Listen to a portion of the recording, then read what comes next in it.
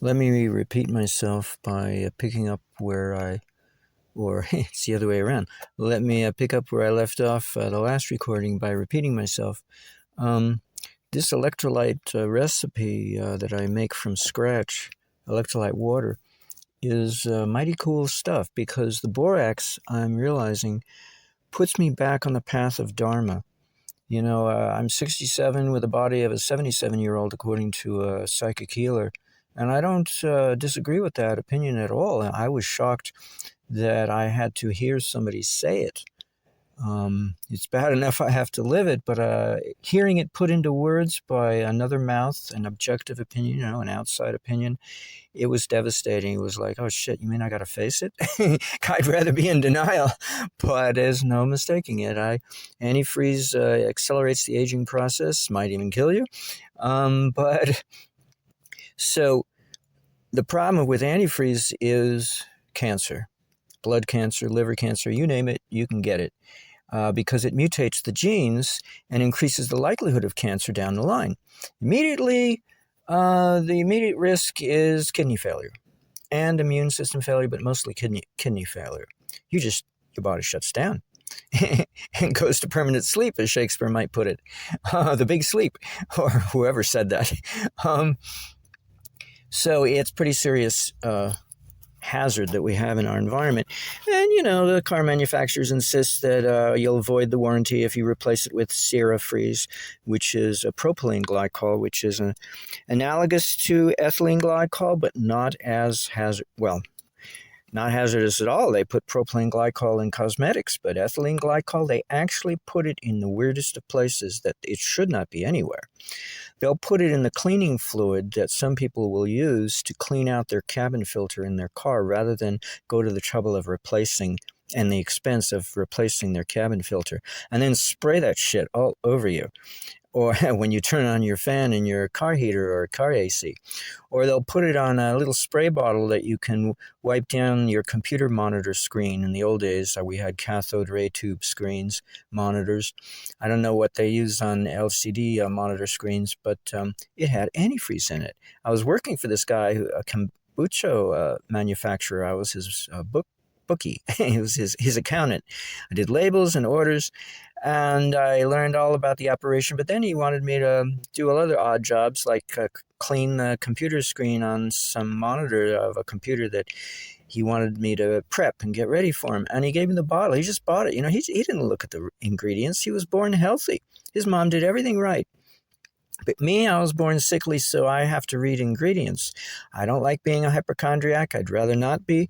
I'd rather be in denial, which I try to be as best I can, based on what I don't know. I practice denial based on what I don't know because I don't want to know any more than what I know unless I have to, unless I get circumstances shoving my nose into it. Then I'll do my research and find out what the hell am I suffering for. I don't want to go through this again. And then I'll read the labels and look out for that problem. Well, as an aside, if you look on the label, if you see any term called reduced iron, you can be certain it's iron filings. Look it up on YouTube. Cornflakes, it's in a lot of products. Not organic, though. They don't put it in organic products, which is a good thing. Another aside is the so-called addiction to wheat or gluten. And, it's taken me many months now, maybe over a year of being homeless and having problems. What do I put in my car that doesn't spoil? And I don't eat wheat anymore, and I don't miss it. Oh, I have crackers available, but crackers are not addictive, even though they're made out of wheat flour. You know why? It ain't the wheat. It's the alcohol in leavened products such as bread and bagels and things of that sort. You don't see people making a staple diet out of, some people do, out of donuts or whatever, which are leavened products. I mean, I was a cookie monster in my day when I was a little 4-year-old. Don't leave a bag of cookies around because it'll get demolished because it had no alcohol residue. That was the whole point. I was getting wheat without the alcohol. Now, I could have said, Ma, can you get me some low sodium crackers? They have them, you know. Well, maybe not in the 50s or 60s, but they certainly do now. But I don't desire wheat anymore. I just have oat products and corn. And when I get the corn, I get it salty. And when I get the oats, I get it sweet.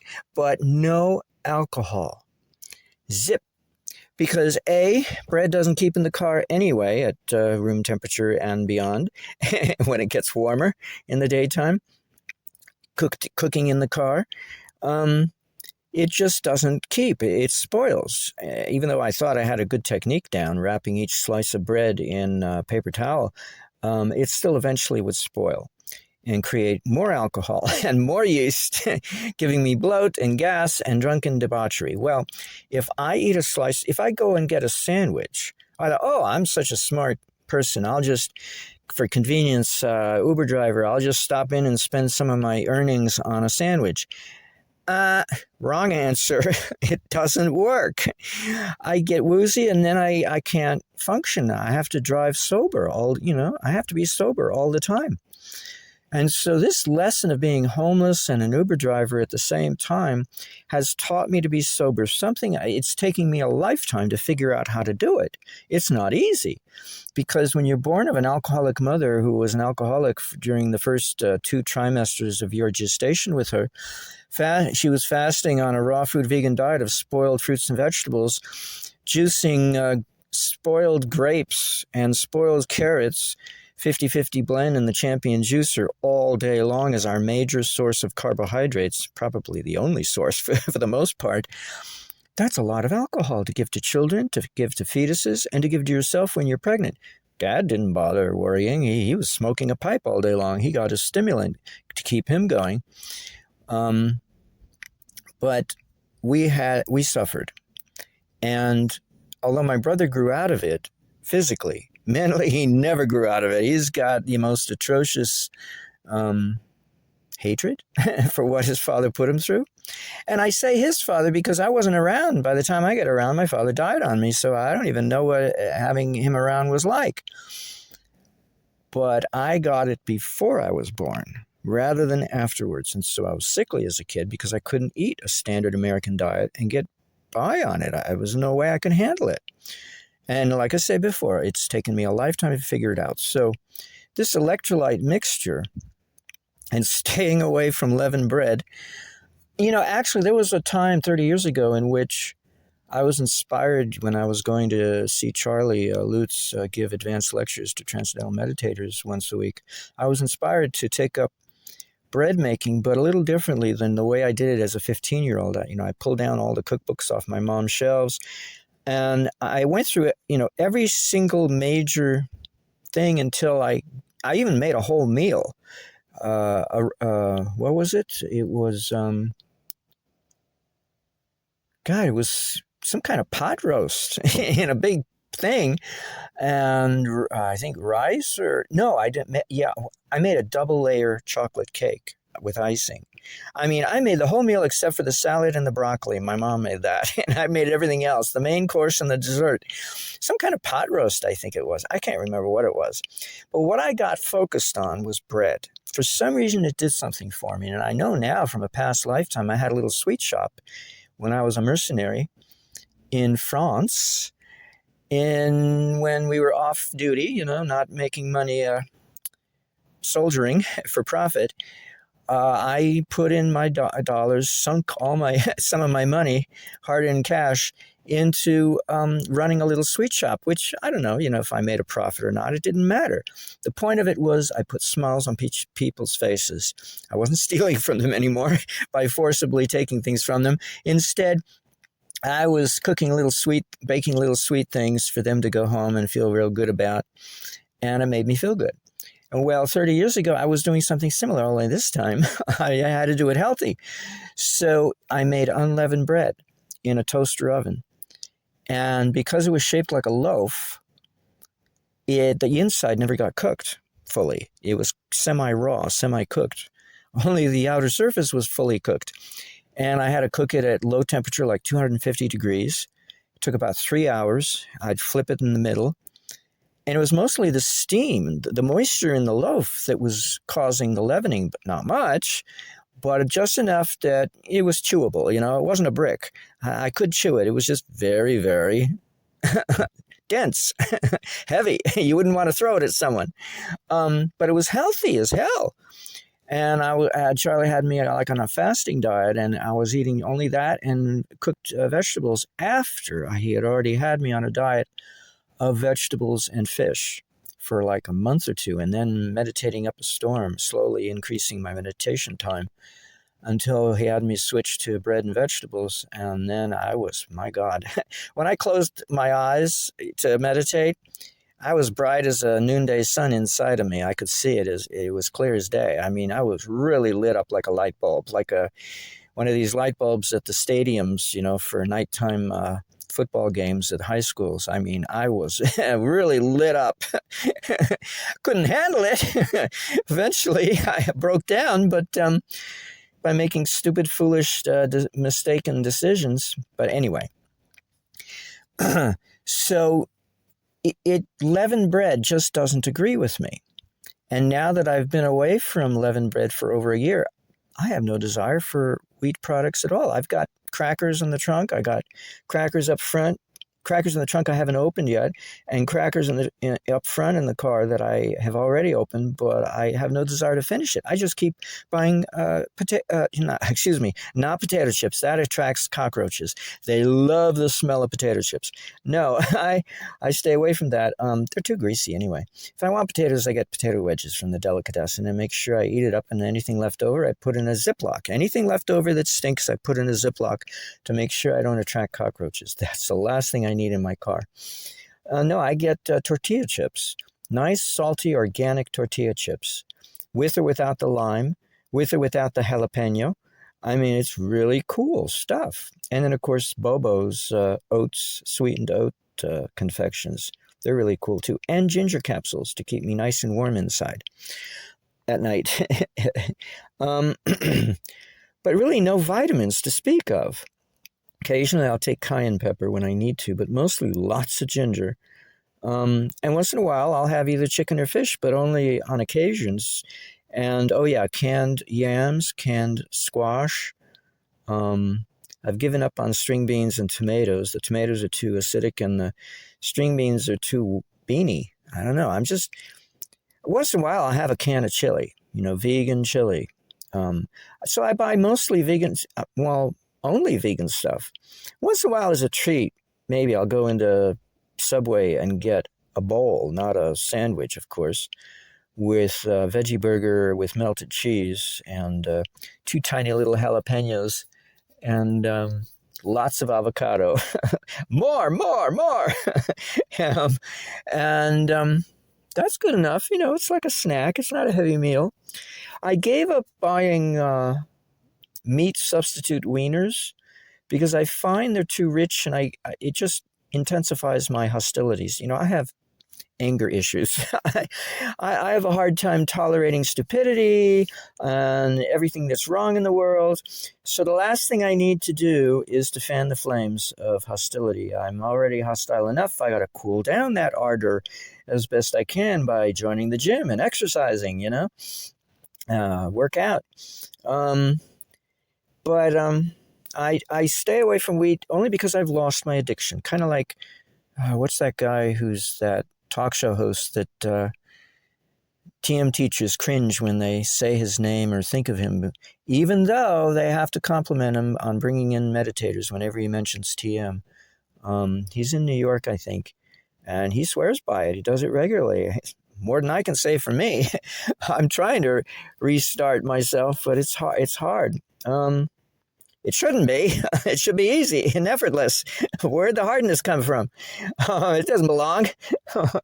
Well, because I live a hard life. That's why. It bleeds into everything I do. Now, so back to the electrolyte mixture. That the borax puts me back on my dharma so that it's easier to do what's right and harder to do what's wrong. And things, that I know that are wrong, that I should not be doing. But how do you, temptation, right? Willpower, forget it. I don't have any willpower, not anymore. But borax puts you back on track, so to speak, whatever it is for you, without really any effort. Just, I think I'll meditate tonight. I'm supposed to meditate in the evening and in the morning, so why don't I do that? Why don't I give it a try? I did it last night, and I had a humongous series of epiphanies, leaving me it left me flabbergasted at the time, because I thought, my God, I finally figured out where free energy comes from. And so now that I've switched to Substack, where I do my posting for things of that sort, because I want to make some money for a change, then I don't do that sort of thing on Quora. I do other things, especially the things that are ongoing, such as this. But secrets, I want to make some money. Come on. I can't patent the thing, There's no way. It's just theory. Anyway, I had so many epiphanies just because I sat down to meditate. Well, it helps, this electrolyte mixture, and exercising in the gym, and not Ubering at the moment, because I had quite an episode out in the desert. I was stuck out in the desert for a few days, and that was quite a thrill. But I felt like Moses. I mean, what the hell are we doing out here in the desert for 40 years? Well, I don't know. That's where we're building character. Oh, I see. Okay. No, it felt really good at the time, but boy, was I in a haste to get back to the city, and the smog, and the traffic, and the noise, and oh, how I miss the noise and the traffic and the smog. And no, there's really no smog where I live, but yeah, there is stuff coming out of the exhaust of people's cars that are not electric yet, like mine. But this electrolyte is really good because it's a way to deliver Dharma to ourselves between meals, so that when we go to eat a meal, we'll be in a better state of consciousness to make the right decisions. And yeah, we'll be tempted, and maybe we'll flounder, maybe we won't, but the mistake we make will be minor by contrast to the former mistakes we might have made, which probably were major, and we won't regret it. We won't resent being self-disciplined. That's a terrible thing to have to go through, the resentment of self-discipline. My brother went through that. He hated what our father put us through, the discipline of being a raw food vegan. Well, yeah, because it was all spoiled produce. But he also missed that exacerbated him missing out on what his buddies in school were eating, and he didn't get to eat it because he wasn't supposed to. But he'd trade their lunches with himself anyway. So it's terrible to have that resentment when you're trying to be healthy, when you know you're supposed to be, if you want to live a long life, right? And enjoy life. Because there are other things to enjoy instead of committing slow suicide like alcoholics do by not taking care of oneself. In a mild way, it's kind of similar to being an alcoholic if we don't take care of the body. So, what do I put in this electrolyte mixture to drink to repeat myself and end this recording? Well, water is the most important ingredient. I prefer distilled water, but hey, spring water, whatever works for you. Sugar. It's got to have something in there to get me to want to drink it, because boy, the following ingredients I put in there, some of them, practically all of them make water taste nasty. Even the sea salt. I mean, who drinks salted water? It's blah, you put it on food, right? Well, I get the best sea salt, raw, solar, sun-dried sea salt, not kiln-dried, and not too much, but I have to put it in there to counterpoise the other stuff I put in that are quite unnatural, such as the borax. Borax is not in our bloodstream. Oh, it's make you healthy as hell, but it's not a major constituent of our bloodstream. The major constituent of our bloodstream is water, followed by salt, followed by baking soda, of all things. Now, I don't use baking soda because it doesn't do me any good. I need something more alkaline than baking soda and more stable than baking soda, because baking soda will get neutralized the minute it meets up with an acid. But borax won't, because it's very stable. And that's what I need, stable alkalinity. And I also need the boron atom, because insanity, craziness, some of it comes from radioactivity. When we have radioactivity in our environment, such as radon gas in the basement of our homes, because it's coming up from the ground when the uranium deposits way underground is slowly breaking down, releasing radon gas. In the aftermath, I mean, it's not the immediate aftermath of uranium breakdown. First, uranium breaks down into radium, of all things, and then the radium emits radon gas. But there are a lot of different ways to get poisoned with radioactivity in our environment, especially these days. And so boron comes in handy because it absorbs radiation. It won't help you. It won't substitute for taking potassium iodide. You still have to take potassium iodide as well, because on occasion, maybe not every day, but 1 milligram per pound of body weight. But to keep your thyroid healthy. But boron also helps as well as potassium iodide. But in a different way, because potassium iodide prevents your thyroid from absorbing radioactive iodine from the environment by displacing it or something or other. But we still get irradiated by radiation of all types coming from radioactive particles in our air, in our water, in the soil, in our food, in the bacteria, in our guts, all kinds of places. Now, when Chernobyl happened in the 1980s, they didn't have access to concrete right away to seal up the hot rods. New name for hot rod, right?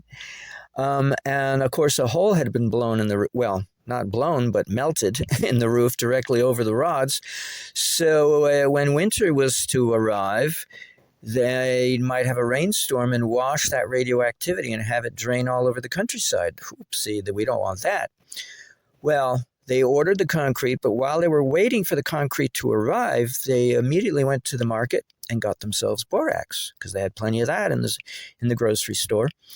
And although it's not a permanent solution for radioactivity emanating from hot rods in a nuclear power plant facility, it is a temporary solution because the boron absorbed the radiation. And when they got the concrete, they used that as their permanent solution because radiation has a hard time going through dense material. And so the consumption of borax is not only highly alkalizing, but it also delivers the boron atom. Now, there's another sidebar to boron, and that is that the matrix, the bone matrix, is composed of both calcium phosphate, tricalcium phosphate, and cartilage, of all things. It's like a mind bender. When I first learned about it, reading The Body Electric by Dr. Robert Otto Becker, MD, not to be confused with Bob Beck, a military plant to distract us from Becker.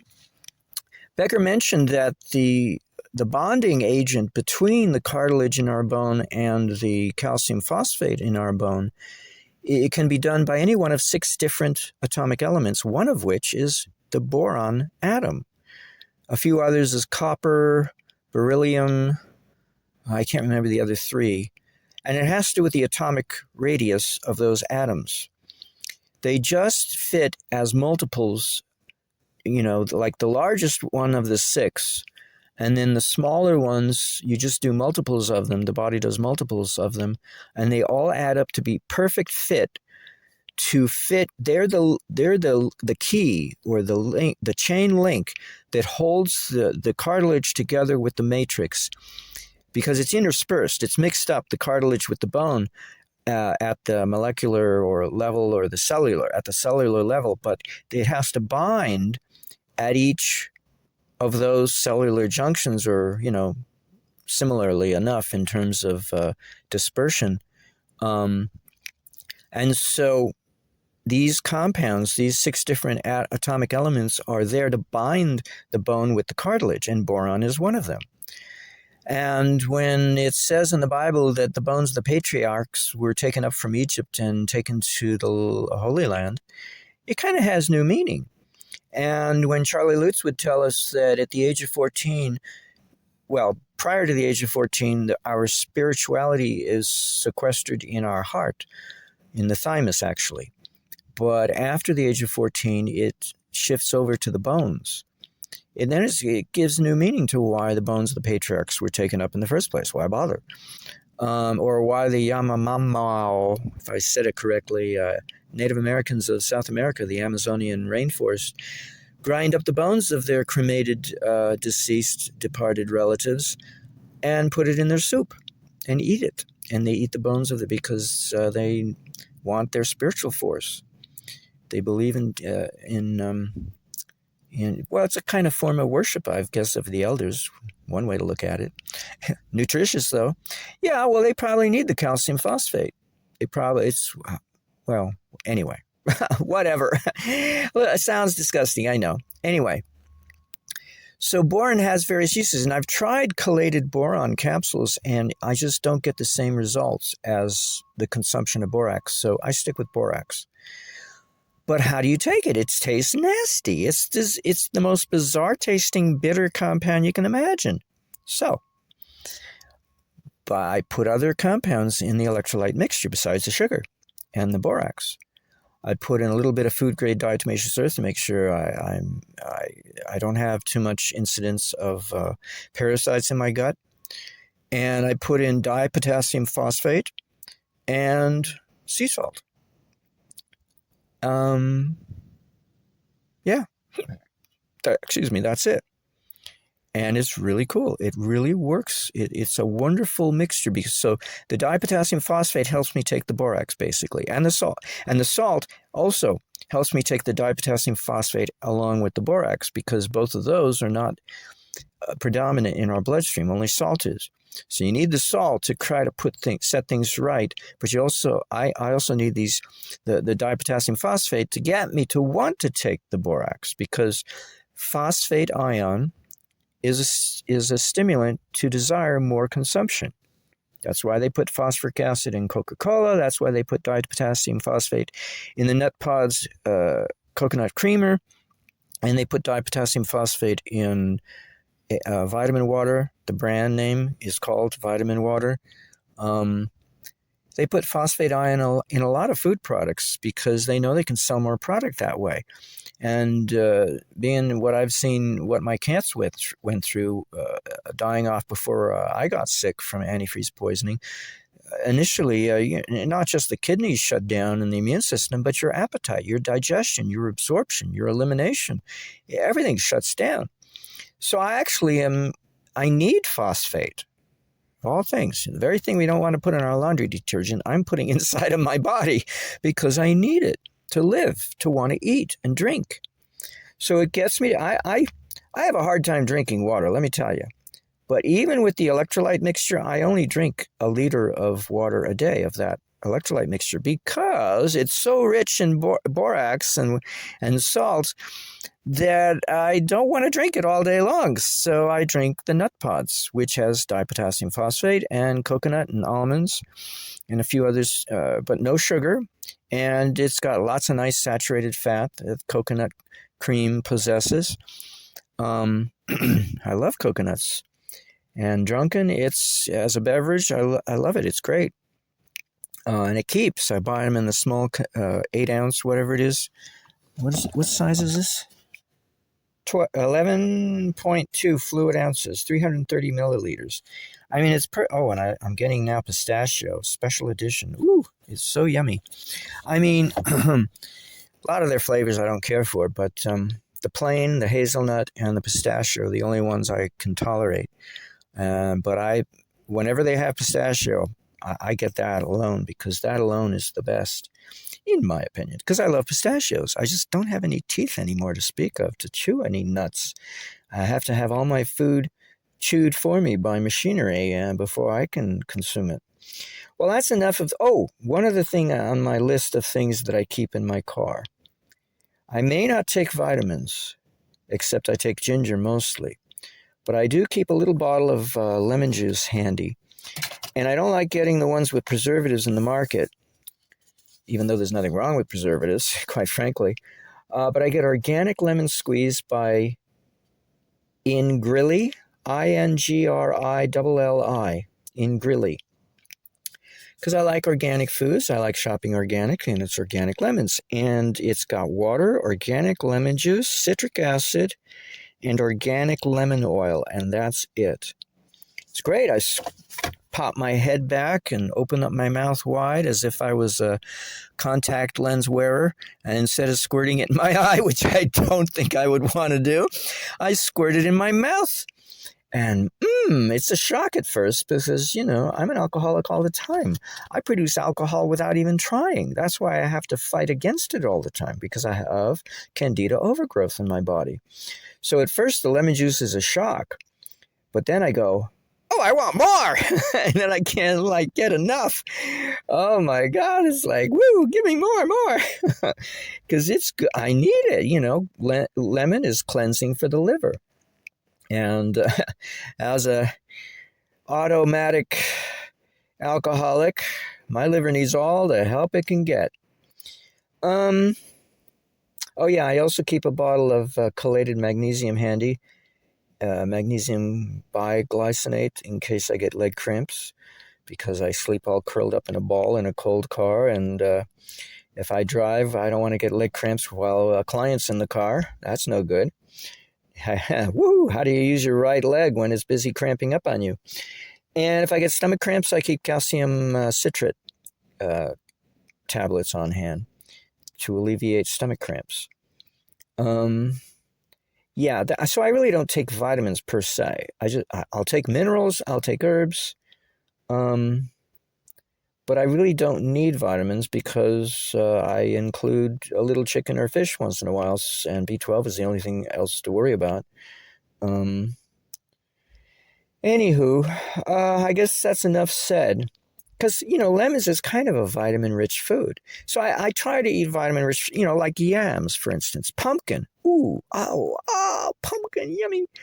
I love candy. Well, I have to get it out of a can, so one of my most important utensils is a can opener to make sure I can get my quota of non-candied yams, just pureed